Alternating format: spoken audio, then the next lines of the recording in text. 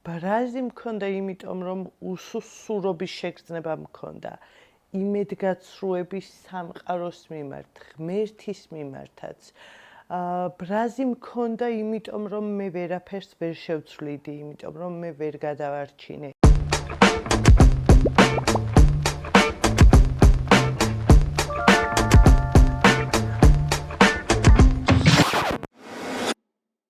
გამარჯობა. მე სოფო ვარ და ეს ჩემი პოდკასტის მე-10 ეპიზოდია. პირველ რიგში ჩემს ერთგულ მაყურებელს და გულშემატკივარს ბოდიშს გიხდით იმის გამო, რომ სამკვირიანი პაუზა ავიღე. რაღაც ვერ ვიტყვი, რომ დრო არ მქონდა იმისთვის, რომ ეპიზოდი ჩამეწერა, უფრო ვიტყოდი, რომ ემოციურად ძალიან გამიჭირდა რა და ფიზიკურადაც, იმიტომ რომ ძალიან დიდი ენერგია მეაქვს ჩემი ამ პოდკასტს და ამ ლაპარაკებს ჩემ თავთან, ანუ ამ მონოლოგებს ძალიან დიდი ცვლილებები მოაქვს ჩემს ცხოვრებაში. ამიტომ გირჩევდით, რომ თქვენ სუნუდადებთ საჯაროდ, მაგრამ აი ასეთ თემებზე, საკითხებზე, რაც გაწუხებთ და რაც მნიშვნელოვანია თქვენთვის, ვიდეოებს თუ ჩაწერთ, ძალიან დაგეხმარებათ ბევრი რაღაცის გაანალიზებაში, ბევრი რაღაცის აღმოჩენაში და კი რთულია, ამარტივი არ არის, მაგრამ შედეგებიც კარგი მოყვება რა, მარტივი ესეთი რაღაცები არ არის ზოგადად. ახლა რაც შეეხება ამ ეპიზოდს. მე-10 საიუბილეო ეპიზოდია და ძალიან ბევრი ვიფიქრე, რაზე შეიძლებოდა რომ ეს ეპიზოდი ჩამეწერა. ეპიზოდის თემა იქნება გლოვა, მწუხარება.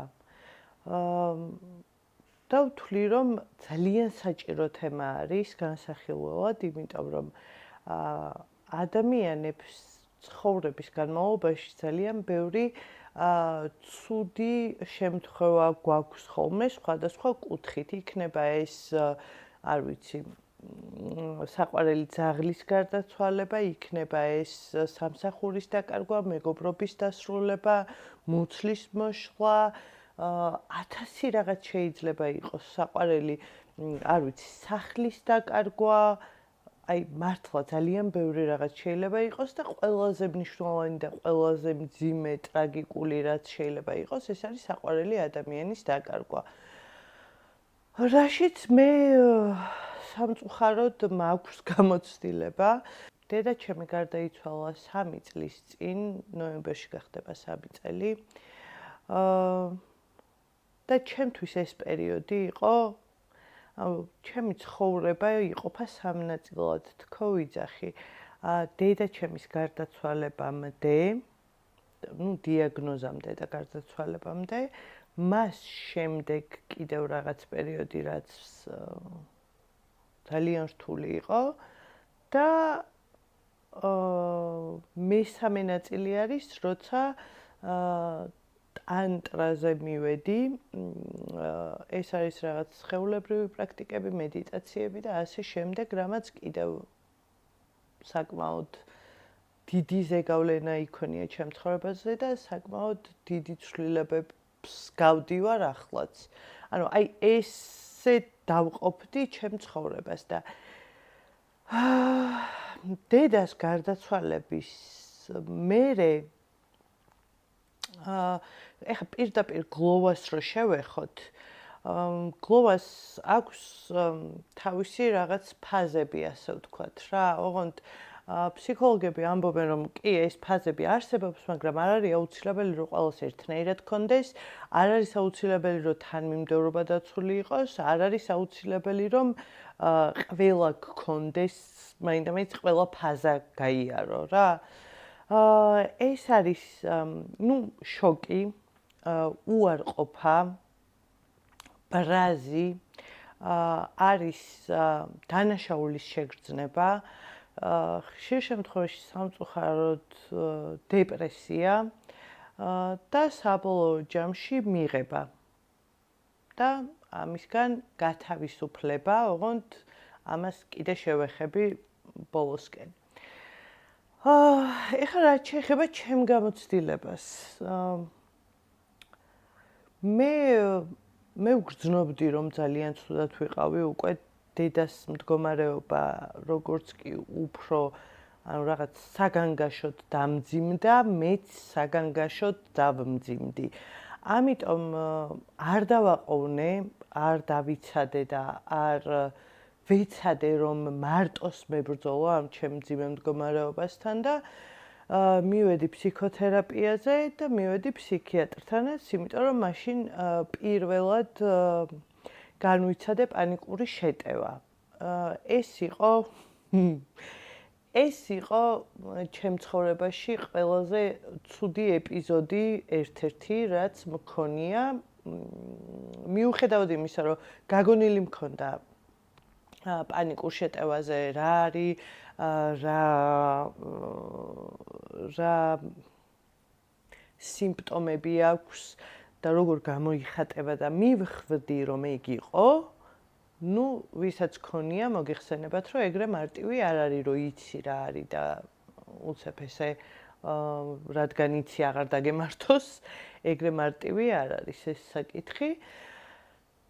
და ხო, ანუ მაგან გამიმარტივა რანაირი სათქმელია, რანაირად შეიძლება ეგ მდგომარეობა გაგიმარტივოს რამე, მაგრამ კი მე ვთვლი, რომ ან ბევრად მძიმე იქნებოდა ჩემი მდგომარეობა, რომ არ მიმემართა პროფესიონალებისთვის და რომ არ მეზრუნა ჩემს თავზე. დედა რო გარდაიცვალა, თავიდან მქონდა შოკი მქონდა, მიუხედავად იმისა, რომ მოლოდინი სადღაც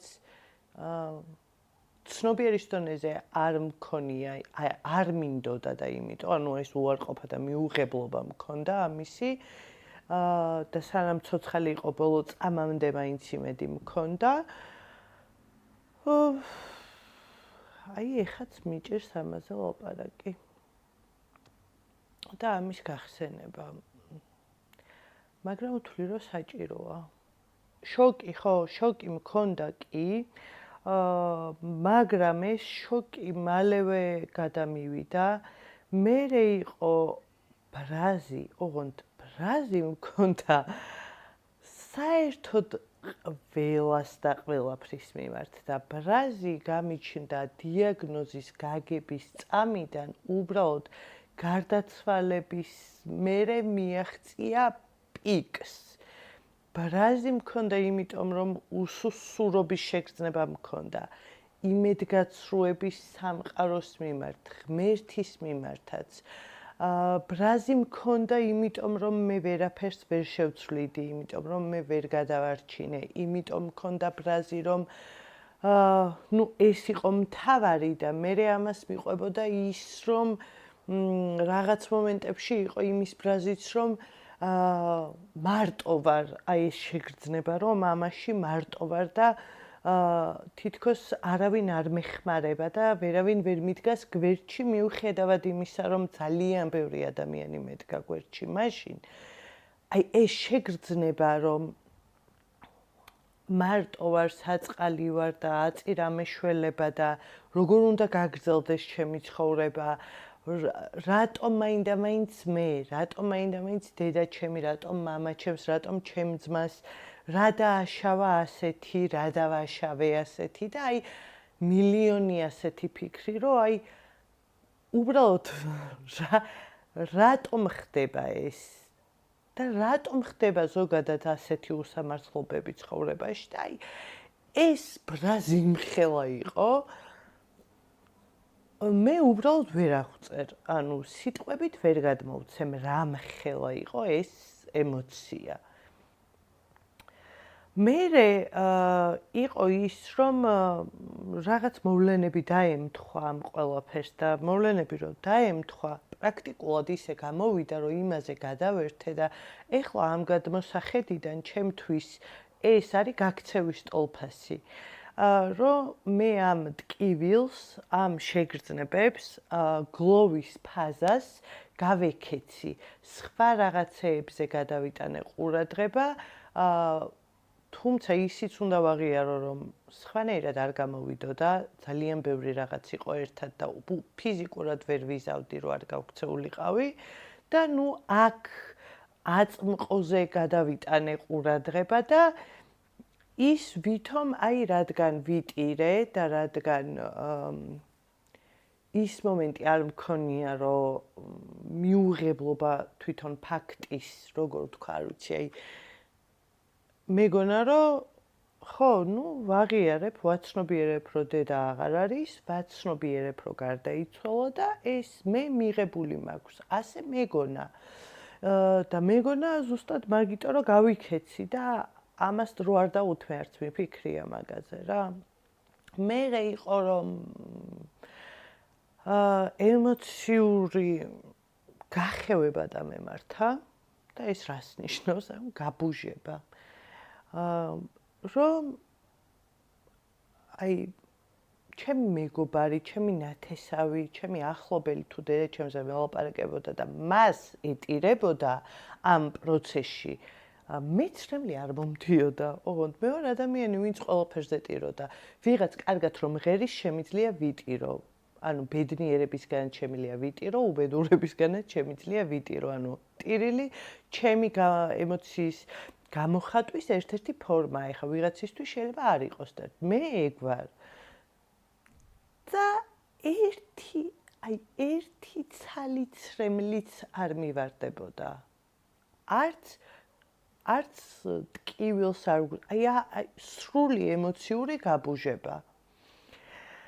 სრული ემოციური გაბუჟების შემდეგ მალევე დამარტყა და დეპრესიული ფონი წამომივიდა. მე ზოგადად დეპრესიული ადამიანი არ ვარ და ცხოვრების არც ერთ ეტაპზე ის არ მithქვამს და არ მიფიქრია, რომ ცხოვრებას რა აზრი აქვს ახლა, თუმცა ძალიან ლოგიკური იქნებოდა, რომ ეს მე მექნა და მეფიქრა და ხშირად ადამიანებს ეს განცდები და ფიქრები აქვთ ხოლმე, როცა გლოვის ფაზაში არიან, რომ მის გარეშე რაღა აზრი აქვს ჩემ ცხოვრებას და აწი რაღაც უნდა გამახაროს და всё დამთავრდა, მორჩა ჩემი ცხოვრება. ანუ ეგ ნორმალური არის, თუმცა ყურადღება მისაქცევი. მაგრამ ხო, მე არ მქონია ეგ. ჩემი მაქსიმუმი დეპრესიის ყოფილა ის, რომ უბრალოდ სიცოცხლე ისე აღარ მიხარია, როგორც ჩვეულებრივ მდგომარეობაში მიხარია, რომ ვსუნთქავ, რომ მზეა, რომ მეგობარი მყავს, რომ ოჯახის წევრები მყავს, რომ ვიღაცას უყვარ ან მე მიყვარს. ანუ ეს შეგრძნებები ჩემთვის ძალიან ძვირფასია და აღვიქვამ ყოველთვის და აი ესენი რომ გამიბუჟდა და მივხვდი, რომ ძალით ვაკეთებ ყველაფერს. კი, ბნელ ოთახში არ ჩავიკეტე, მაგრამ ძალით მივყვებოდი ცხოვრებას. აი მანდ უკვე ისევ მივმართე სპეციალისტს. მერე რაღაც პერიოდი იყო ის, რომ პირველი ჩემი დაბადების დღე რომ მოვიდა დედა ჩემის გარეშე, უმძიმესი იყო ჩემთვის, ძალიან რთული იყო. ყველაზე უბედური ვიყავი და იმ ღამეს იმდენი ვიტირე, რამდენიც ალბათ გასვენების და გარდაცვალების შემდეგ არ მიტირია. და მაგის მერე ფსიქოთერაპიაზე რომ მივედი და ფსიქოლოგს რომ მოუყევი ეს ყველაფერი, ესეთი კითხვა დამისვა, რომ რას ამბობ, როცა ეგრე მძიმედ ხარო, ანუ რა სიტყვები მოგდის, რას წინადადებებს იძახი და ვიძახი, რომ მე რა მეშველება, რომ მე რა საწყალი ვარ, რომ დედა აღარ მყავს, რომ ეხლა ხომ დამეხმარებოდა და ეხლა მე ხომ მიჭირს, ანუ მე, ყველგან მე, იმიტომ რომ ყველს ზოგადად ჩვენი არჩევანი გვაქვს. მე პირადად ძალიან მჯერა, რომ დედა ჩემი ეხლა არის ძალიან კარგ ადგილას და არის ძალიან კარგად. ეს ჩვენზე არის დამოკიდებული, ჩვენ რას გადავწყვიტავთ. არანაირი საბუთი ამისი არ არსებობს, რა თქმა უნდა, რაციონალურად რო შევხედოთ ამ ყველაფერს, მე მჯერა და მწამს, რომ დედა არის უკარგეს ადგილას, იმიტომ რომ სხვანაირად ვერ იქნებოდა გამორიცხულია ჩემთვის სხვანაირი გაგრძელება მისი ცხოვრების, ასე ვთქვათ. ამიტომ ის განცდა, რომ დედას მიმართ შეცოდება, ან ტრაური, რომ ვაიმე და ეხა იმას მოაკლდა, ამას მოაკლდა, ნაკლებად მაქვს ის განცდა, რომ მე მაკლია და ვგლოვობ რეალურად ჩემ თავს, რომ მე რა შავდღეში ვარ და არა მას. ამის გაანალიზებამ სხვათა შორის ძალიან წინ წამწია, იმიტომ რომ გინდა არ გინდა მე რაღაცნაირად შენი თავი ხელში აკყავს რა და რაღაცეებს უფრო მეტად უკვირდები და რაღაცეებს უფრო მეტად აანალიზებ და იღებ, ანუ მიმღებლობა გიჩნდება ამის, იმიტომ რომ რამდენხა შეიძლება რომ საკუთარი თავი გეცოდებოდეს. ანუ რაღაც ეტაპამდე დაუშვათ ალბათ ნორმალურია, მაგრამ მუდმივად საკუთარი თავის შეცოდების მდგომარეობაში ყოფნა არის დამღუპველი ჩემი აზრით. და ზოგადადაც ეგრე არის და ამიტომ მალევე მაქედან გამოვედი, ასე ვთქვათ, რომ აი მე რა ცოტა ვარ და მე რა კი ეხა როგორ არა, ანუ როცა სევდა მოდის და გახსენდება და რაღაც არ ვიცი, ტკივილი მოდის, მაგრამ მოდის უკვე მონატრება და არა ის, რომ მე რა ცოტა ვარ და მე ამ ფაზის შემდეგ იყო ძალიან დიდი ბრაზის შემოტევა და იყო კითხვები ჩემთან, რომ ისევ რატო კიდევ იყო ესეთი ნაწილი ჩემს ცხოვრებაში, რომ 2 წლის მერე ცოტა რამოდენიმე თვის წინ საფლავზე რომ მივედი, არ მჯერა თქო წამომცდა. წამომცდა რა, ამ ტირილში წამოვიდა სიტყვები, რომ არ მჯერა რომ აქ არ ხარ. და ეს იყო ჩემთვის ნიშანი იმისი, რომ მე ბოლომდე ეს მიღებული არ მაქვს.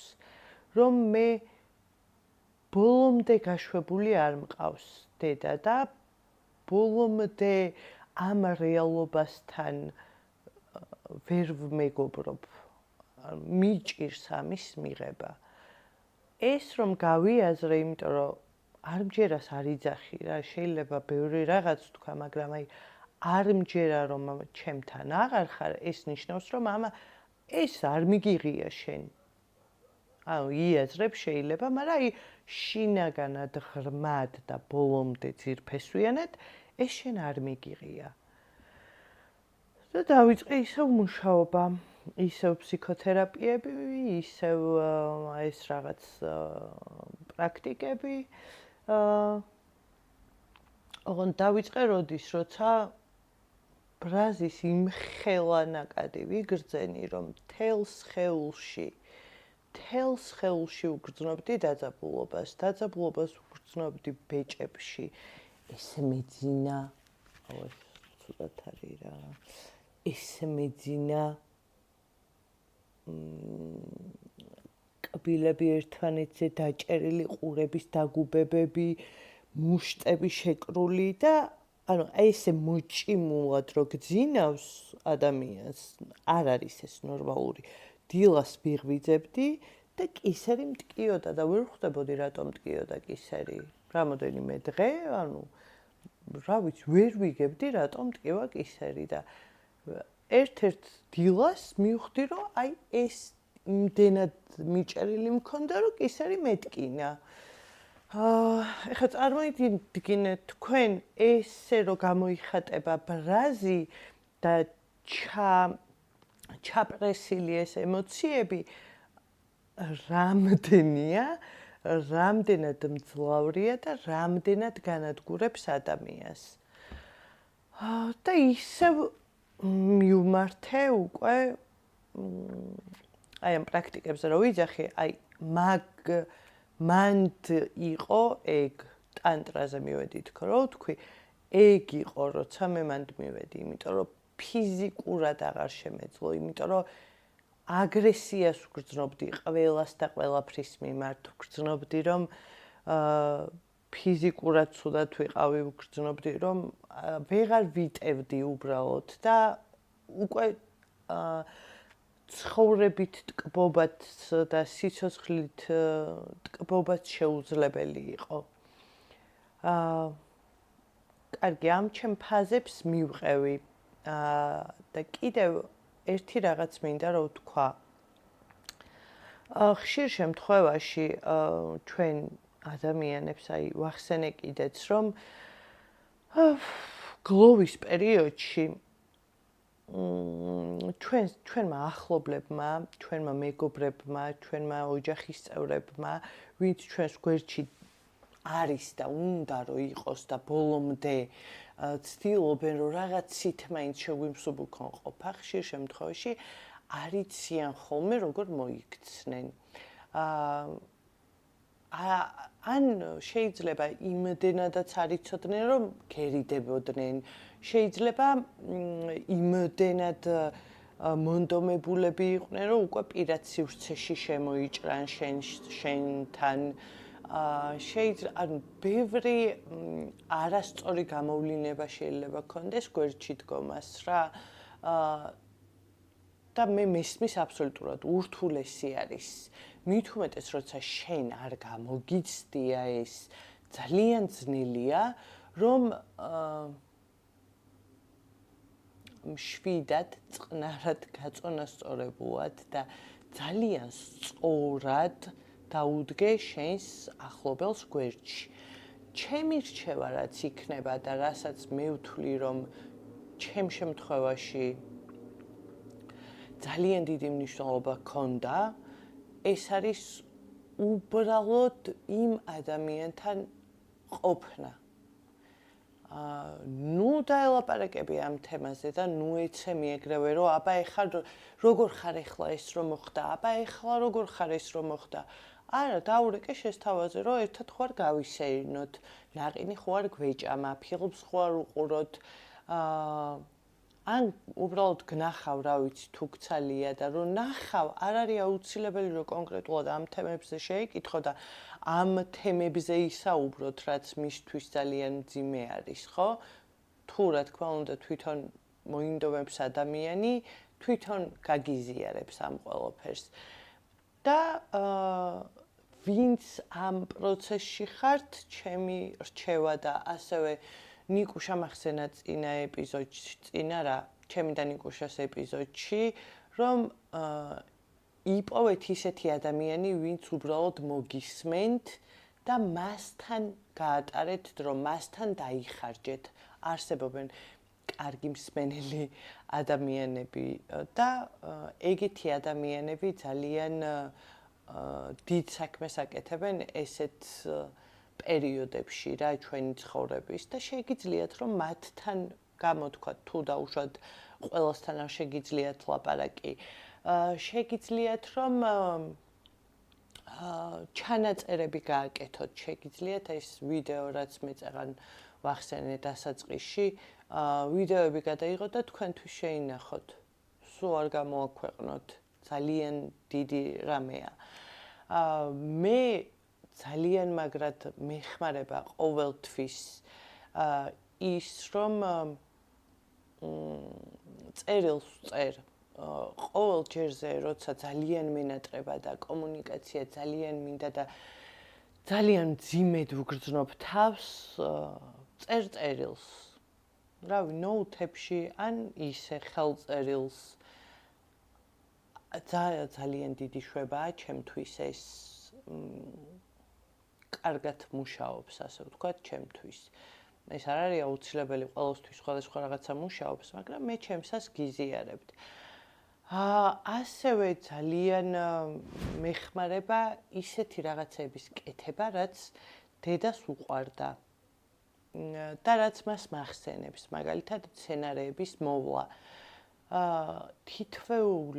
თითოეული ახალი ფოთოლი ჩემთვის არის ორმაგი სიხარული, იმიტომ რომ მიხარია ჩემიც და დედაჩემისაც. და აი ეგრევე ისმინდა, რომ აი ხელი ჩავარწყარო, ნახე გამოგვივიდა ეს, ნახე რა დღეშია, როგორ გაიხარა. კიდევ ხელსაქმე უყვარდა ძალიან და ეგეც როგორც კი რამე ესეც ვეხები, არ ვიცი, ხელით თუ რამეს ვაკეთებ და ვქმნი, ყველა ჯერზე მახსენდება დედაჩემი და ეგეც ძალიან სასიამოვნო არის. საბოლოო ჯამში მე არ ვთვლი, რომ ეს მწუხარება სადმე მიდის და ქრება. მესამე წელია უკვე, ვთვლი, რომ ცოტა დრო არ არის გასული, თუმცა ამაზე მეტიც გავა. ყველა დაბადების დღე, ყველა დედის დღე, ყველა ქალთა დღე, ყველა ჩემი ოჯახის წევრის დაბადების დღე, ყველა დედაჩემის დაბადების დღე, გარდაცვალების დღე, ყველა მნიშვნელოვანი მოვლენა, რაც ჩემს ცხოვრებაში ხდება, ყველაფერი მახსენებს მას. მე არ მგონია, რომ ამ ესევდიანი შეხსენებები, ნახეთ როგორ არის ის მე რო რაღაცებს ვაკეთებ და ამ პროცესში მახსენდება თუნდაც მცენარეების მოვლა, რაც წეგან ვახსენე. ეგ არის უფრო მეტად სასიამოვნო გახსენება, ვიდრე მტკივნეული. მაგრამ აი ეს, როცა ცხოვრების მნიშვნელოვან მოვლენებს შენი საყვარელი ადამიანი აკლდება და შენთან ერთად არ არის, ეს ჩემთვის ბევრად უფრო მტკივნეულია და უფრო მეტად კი არა, ძალიან მტკივნეულია. ის იმ ხარისხით აღარ არის, როგორც პირველი ჯერი იყო ნებისმიერი დღესასწაულის, თუმცა ეს ტკივილი უფრო აი დღეისთვის უფრო მწუხარებას დავარქმევდი ვიდრე ტკივილს. და ეს მწუხარება არსად არ მიდის. არავინ არ ვიცი, შეიძლება რაღაც ეტაპზე სადღაც ესეც გაქრეს და განეიტრალდეს, ასე ვთქვათ, მაგრამ არ მგონია, იმიტომ რომ რა ვიცი, ეს გლოვა და მწუხარებაც ხო სიყვარულის ნიშანია. ის ადამიანი გიყვარს და მაგიტო ხარ დამწუხრებული, რომ შენს ცხოვრებაში და ასეთ მნიშვნელოვან მომენტებში შენთან არ არის და ეს სიყვარული ხო არსად არ ქრება და შესაბამისად ეს მწუხარებაც არსად ქრება. უბრალოდ შენ უფრო მეტი მიმღებლობა გაქვს და შენ უფრო მეტი გააზრება გაქვს ამისი და ისიც რომ დაუშვათ ამ ტრაგედიის შემდეგ რაღაც მომენტში შენ გაგიცინება და სიცოცხლით სიამოვნებას მიიღებ და უცებ შეიძლება იფიქრო, რომ რას ნიშნავს ახლა მე ის არ დავიმსახურე, მე ახლა ესე არ უნდა ვიყო, ესეთი ტრაგედია გამოვიარე და იმან რა გამოიარა და რა უფლებით ვარ მე ახლა ბედნიერი ამ წამს ან რა ეგ არ არის ნორმალური. და ცხოვრების გაგრძელება იმას არ ნიშნავს, რომ შენ იმ ადამიანს ივიწყებ და ეს იმას არ ნიშნავს, რომ ის შენი ცხოვრებიდან მოკვეთე. ვერასდროს მაგას ვერ იზამ. ვერასოდეს მაგას ვერ იზამ. ეს ნიშნავს იმას, რომ შენ ეს ტრაგიკული ფაქტი და იდეაში ყველაფერს აქვს დასასრული ცხოვრებაში, ხო? ანუ არ არსებობს არაფერი, რაც არ სრულდება და შენ ეს გამოცადე და მიიღე, რომ ეს ესე ხდება და შენ ამასთან ერთად ცხოვრება გააგრძელე და ნამდვილად არ ნიშნავს იმას, რომ შენ ის არ გიყვარ და მასთან დამნაშავე ხარ, ან შენ თავთან ხარ დამნაშავე, რომ შენ ისევ ცხოვრობ, ისევ გიხარია რაღაცეები, ისევ გსიამოვნებს რაღაცეები, ისევ ბედნიერებას გვრის რაღაცეები. ზუსტად ეგენდომებოდა იმ ადამიანსაც.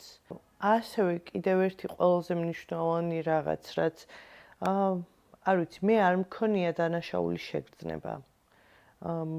მე არ მქონია დანაშაული შეგრძნება, რომ რამე ვერ გავაკეთე, სანამ ცოცხალი იყო, რამით შემეძლო დავხმარებოდი და ვერ დავეხმარე. თუმცა, რო დავფიქრებულ ვარ, შემიძლია თავისუფლად რო ვიფიქრო, რომ აი იმ ექიმთან რო არ მივსულიყავით და სხვა ექიმთან მივსულიყავით. აი უფრო დროზე რომ მე მეთქვა, რომ აი ეს ხო არ გაიკეთებ ამაზე ეკოსკოპიას, ან ამას ხომ არ იზამდი, ან უფრო ყურადღებით რომ ყოფილიყავი მე მის მიმართ, ან თვითონ უფრო აი ძალიან ბევრი რაღაცა შეიძლება რომ იყოს, მაგრამ რას გვაძლევს ეს? რას გაძლევს ეს ფიქრი? რომ რა? დავუშვათ ეგრეა. დავუშვათ უფრო ადრე რომ ისულიყავი, გადარჩებოდა. დავუშვათ უფრო ადრე რომ თურქეთში წავსულიყავით ჩვენ, გადარჩენილიყო. დავუშვათ. ან მე ხომ არ ვიცოდი მაშინ. მე ხომ რაც ვიცოდი იმის მაქსიმუმი გავაკეთე და შენც ხომ ზუსტად ისე იქცეოდი, რაც შეგეძლო.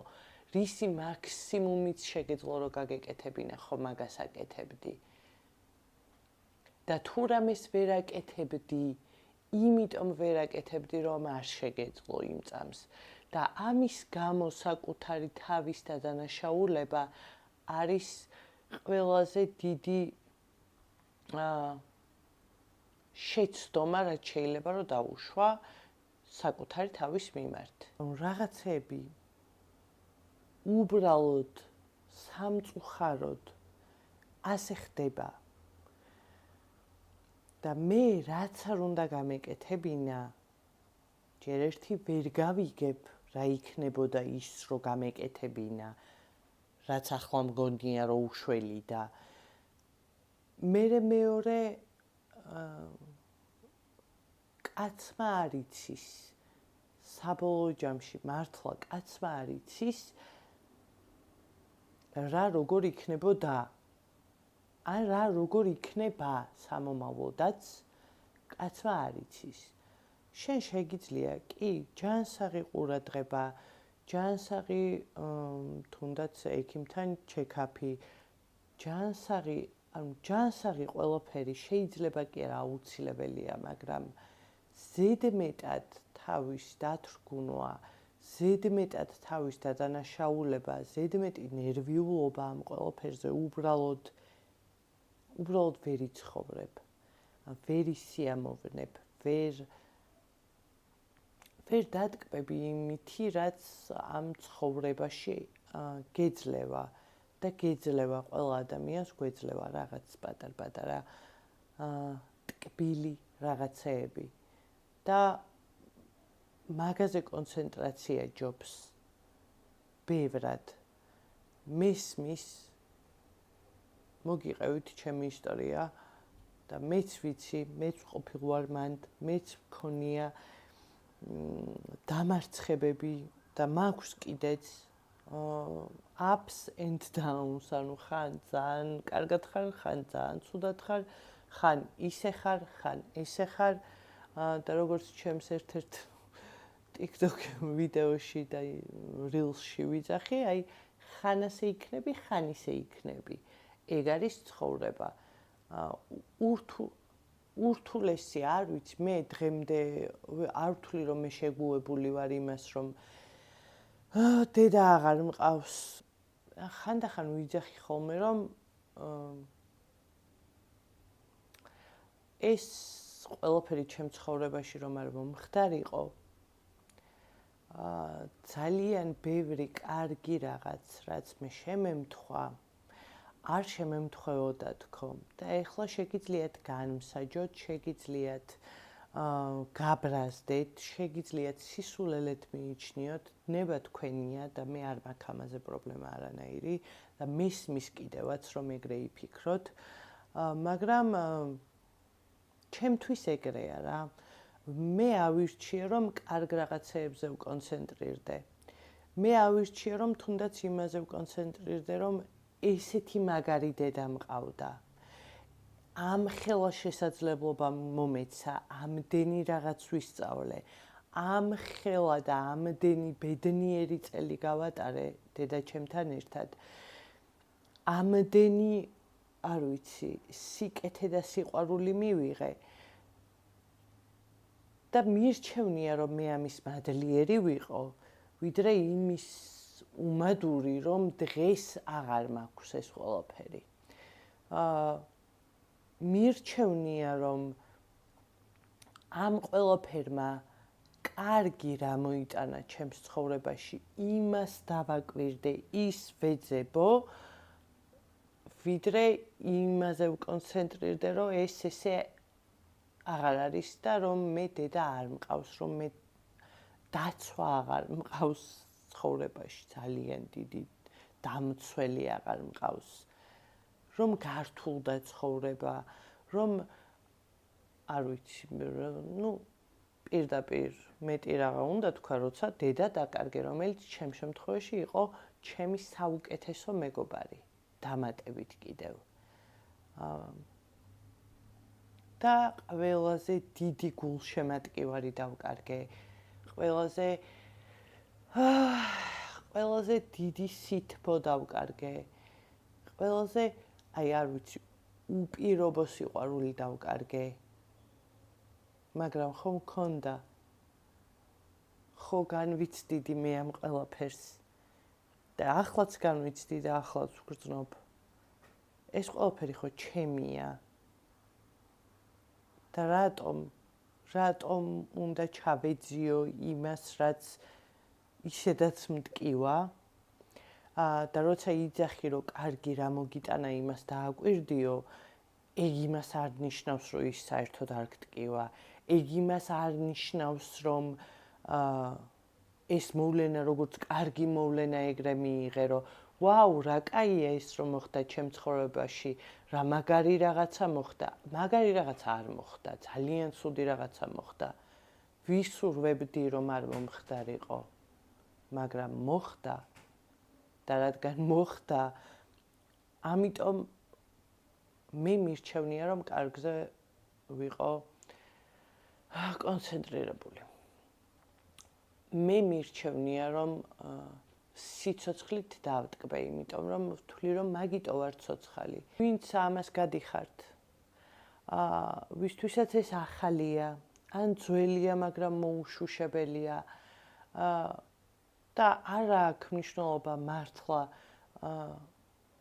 მე ხა ყველაზე უმაღლეს დანაკარგზე ვსაუბრობ, თუმცა მართლა არ არის პატარა დანაკარგი, როცა არ ვიცი, ძაღლი მოგიკვდება, როცა სახლი დაკარგე, როცა სამსახური დაკარგე, მეგობარი დაკარგე, არ არის პატარა დანაკარგები არც ეს. ძალიან რთულია. და ზოგ შემთხვევაში ამ დანაკარგებს, როგორიც არის ეს ვითომ არაფერი და მეგობრობის გაქრობაზე მე ეპიზოდიც მაქვს ჩაწერილი და შეგიძლიათ მოусმინოთ, ვისაც არ მოგისმენიათ. არ არის ეგრე, არ არის ხელწამოსაკრავი არც ეგ და ყველაფერს ჭირდება ყურადღების დათმობა, შეგრძნება, მიღება, გააზრება, თვალებს ჩახედვა, ისეთ გლოვებს, როგორიც არის დაუშვათ, არ ვიცი, თუნდაც სამსახურის დაკარგვა, ეძახიან უუფლებო გლოვას. ანუ ეს იმდენად ვითომ არაფერია, რომ შენ არ გაქვს უფლება, რომ ამაზე იგლოვო, დამწუხრდე და ცუდად იყო. და რეალურად გაქვს, ყველაფრის უფლება გვაქვს. და ვისთვის რა არის ტრაგედია და ვისთვის რა არის მძიმე გადასატანი. საბოლოო ჯამში ყველაფერი არის ჩვენი გადაწყვეტილება. ოღონდ ამ ყველაფერში არ გულისხმობ იმას, რომ შენ ეს ტრაგედია შეგემთხვევა თუ არა შენი გადასაწყვეტია. არა. შენ როგორ იქნები ამის შემდეგ, ეგ არის შენი გადასაწყვეტი.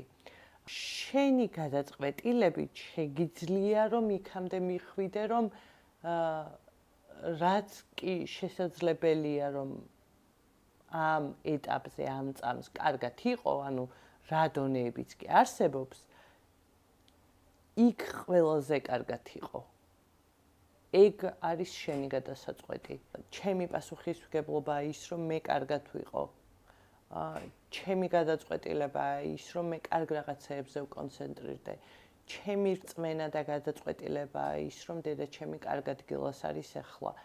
ჩემი გადაწყვეტილებაა ის, რომ მეტკინოს თუნდაც მეტკინოს და ბოლომდე ვიგრძნო ის შეგრძნებები თუნდაც ის გლოვაც ბოლომდე თვალი გავუსწორო და კი მძიმე პერიოდი გავიარო იმისთვის რომ მე კარგად ვიყო. ჩემი გადაწყვეტილებები არის ეს ყველაფერი. და მე მჯერა ჩემი გადაწყვეტილებების. ანუ შენს ხელში რაც არის ის სრულიად შენზეა დამოკიდებული. გარეშე რაც არის, იმას ვერ შევცვლით და მაგის მიღება კიდე ცალკე ამბავია, ცალკე შეიძლება დიდი ეპიზოდი დაუთმო იმას, რომ რანაირად შეიძლება მიიღო ის რეალობა და ის მოვლენები, ადამიანები თუ რა ვიცი, ნებისმიერი რაღაც, რისი შეცვლით შენ არ შეგიძლია. ყველაზე რთული დავალება არის ეგ ცხოვრებაში, ჩემი აზრით რა. ამის თქმა შემიძლია, რომ მე მესმის შენი მართლა მესმის და თუ ჩემს ეპიზოდებს თვალყურს ადევნებ, მიხვდები, რომ იმაზე ბევრად კარგად მესმის, ვიდრე შეიძლება ვინმეს ესმოდეს. შენს გვერდით ვარ, მარტო არ ხარ ამ ყველაფერში და ყველაფერი ნორმალურია. უბრალოდ დახმარების თხოვნაც ნორმალური და აუცილებელიც კი ახანდახან. თუ რაღაც მომენტში მიხვდები, რომ დეპრესიისკენ მიდიხარ, ან შენი მეგობრები გეუბნებიან, რომ ექიმთან ხომ არ წახვიდოდი, ამას ხომ არ იზამდი, აბა ეს ხო არ ვქნათ, ჩემი აზრით დახმარება გჭირდება, ვიღაც მაინც გეტყვის, დაუჯერე შენს კეთილის მსურველებს. ყურადღება მიაქციე შენს თავს. იმიტომ რომ სულ რომ არაფერი საგანგაშო არ იყოს, კარგად ყოფნა კარგია. და მაგას ხვდები მაშინ, როცა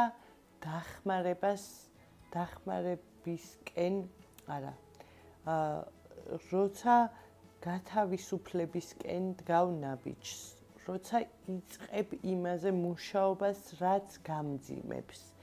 ეს შეიძლება შენითაც გააკეთო. შეიძლება მეგობრების დახმარებაც საკმარისი იყოს და შეიძლება პროფესიონალიც დაგჭირდეს. ესეც ნორმალურია და ესეც ჩვეულებრივი ამბავია. უბრალოდ გთხოვ,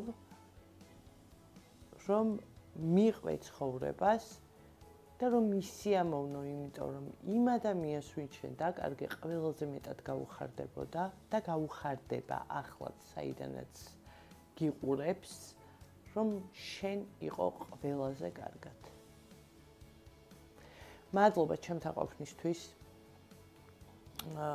ძალიან ბევრი ვილაპარაკე, სხვათა შორის ამ ეპიზოდისთვის ტექსტი დიდად არ დამიწერია, იმიტომ რომ ტექსტი რა ისა რა ქვია, ანუ სტრუქტურას ვწერ ხოლმე რა, რო არ ავიჭრა და რო არ ვიხტუნაო თემიდან თემაზე, იმიტომ რომ ეგრე შეიძლება უსასრულოდ ვილაპარაკო და ამ ეპიზოდისთვის ეგეც არ მიქნია, იმიტომ რომ თვლი რომ აი რაღაც გულიდან რაც წამოვიდო და ეგ უნდა მეთქვა რა და ძალიან მნიშვნელოვანი იყო ის რომ კონკრეტულად ჩემს გამოცდილებებზე და ემოციებზე მესაუბრა. იმედია კარგი გამოვიდა. ძალიან დიდი მადლობა რომ ჩემთან ერთად იყავი. ძალიან დიდი მადლობა რომ ჩემთან ერთად ხარ და თუ მოგეწონა ეს ეპიზოდი გამოიწერე და ალაიქე. კომენტარებსაც მივესალმები ყველანაირს ყოველთვის. და შევხვდებით ორ კვირაში, ორ შაბათს 9 საათზე. მადლობა, ნახვამდის.